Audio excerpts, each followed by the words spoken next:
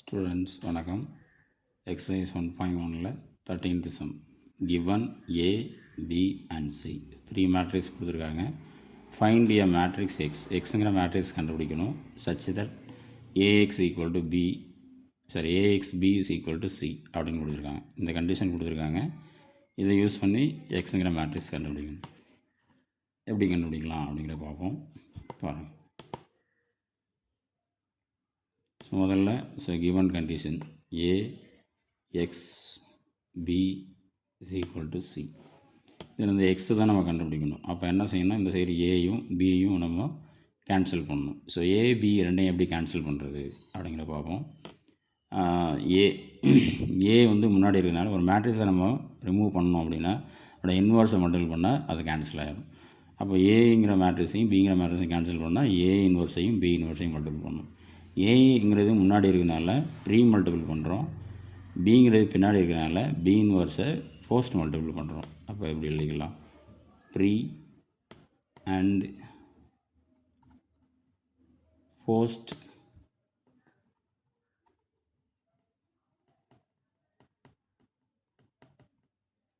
Multiplication by A inverse and B inverse.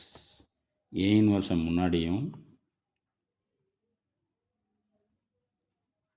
B இன்வர்ஸை பின்னாடியும் multiple பண்ணுறோம். ஏ இன்வர்ஸை முன்னாடி மல்டிபிள் பண்ணுறோம், பி இன்வர்ஸை பின்னாடி மல்டிபிள் பண்ணுறோம். இப்போ ஏ இன்வர்ஸ் ஏ இது வந்து ஐ, ஒரு மேட்ரிக்ஸை ஒரு இன்வர்ஸை மல்டிபிள் பண்ணால் யூனிட் மேட்ரிக்ஸ் ஆகிடும்.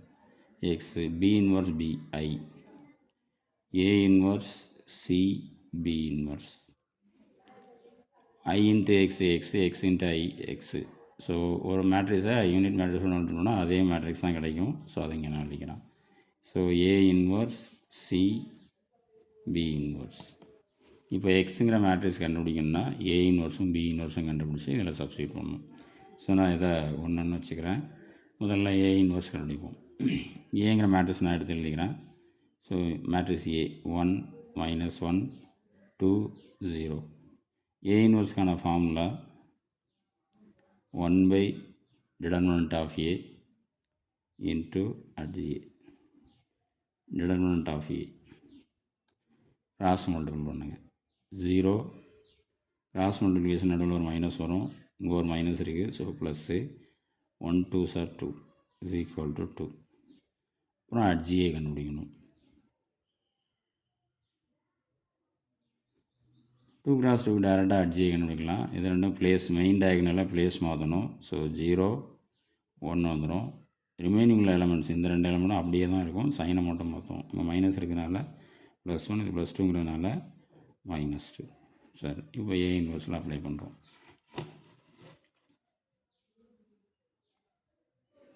So therefore A inverse equal to 1 by determinant of A. determinant of A வந்து 2 into HA. HA ஆல்ரெடி கண்டுபிடிச்சிருக்கோம். 2 1 -2 1. ஸோ ஏ இன்வர்ஸ் கண்டுபிடிச்சிட்டோம். அடுத்து பி இன்வர்ஸ் கண்டுபிடிக்கணும். மேட்ரிக்ஸ் பி எடுத்துக்கிறேன்.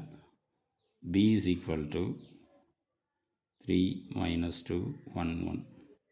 பி இன்வர்ஸ்க்கான formula 1 by determinant of B HB. முதல்ல determinant of B கண்டுபிடிப்போம். Cross multiple பண்ணுவோம். 1 3s are 3, நடுவில் ஒரு மைனஸ் வரும். 1 2s are 2 மைனஸு, ஸோ +2 ஆயிரும். 5 not equal to 0. So HB. So HB is equal to, இது மெயின் டயக்னல், இதை பிளேஸ் மாற்றுவோம்.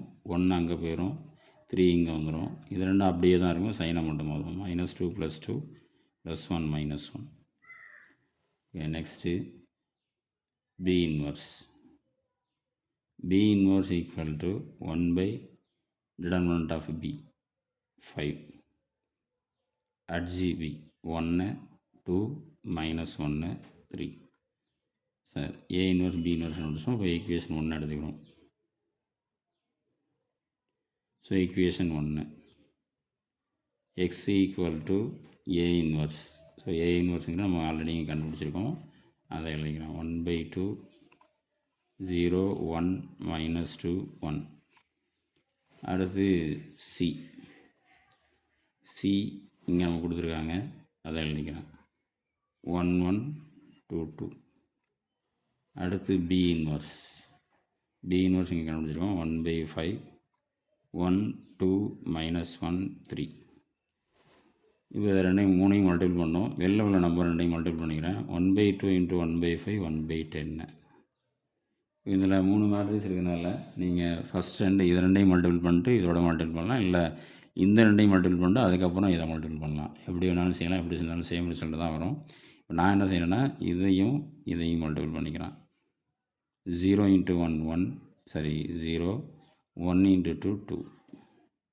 அது ஃபஸ்ட் ரோ செகண்ட் காலம் அதே சேம் தான். 0 × 1 0 1 × 2 2. செகண்ட் ரோ ஃபஸ்ட் காலம் -2 × 1 -2 1 × 2 2. அதே சேம் -2 × 1 2 1 × 2 2. 1 2 -1 3. இந்த லாஸ்ட்டில் உள்ள எழுதுகிறேன். 1/10 1 0 + 2 2 2 0 0 1 2 -1 3. இப்போ இது ரெண்டையும் மல்டிபிள் பண்ணுறோம்.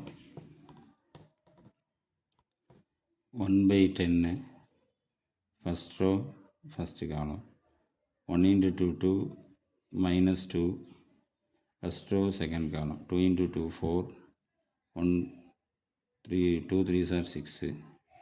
இது 0 தான், இதுவும் 0 தான். ஸோ 1/10 0 10 0 0. இல்லை 10 காமன் எடுத்ததுன்னா இந்த 10 கேன்சல் ஆகிரும். அப்போ ஆன்சர் 0 1 0 0. இப்போ மேட்ரிக்ஸ் எக்ஸு 0 1 0 0 இதுதான். ஓகே.